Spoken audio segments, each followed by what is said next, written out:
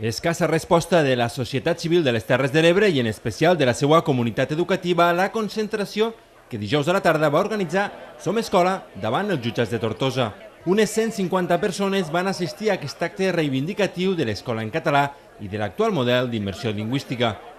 La concentració es va portar a terme davant dels jutjats de la capital del Baix Ebre per denunciar la resolució del Tribunal Superior de Justícia de Catalunya que obliga 5 centres a impartir el 25% de les seues classes en castellà. Des de Som Escola es critica el que consideren una intromissió dels òrgans judicials i de determinats sectors polítics en el món educatiu.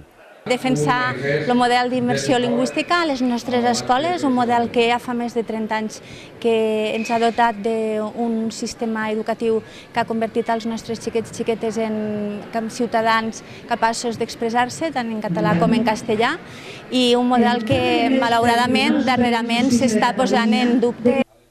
L'acte de Tortosa va comptar amb el suport de tots els partits polítics menys el PP, així com de diferents sindicats i entitats cíviques del territori.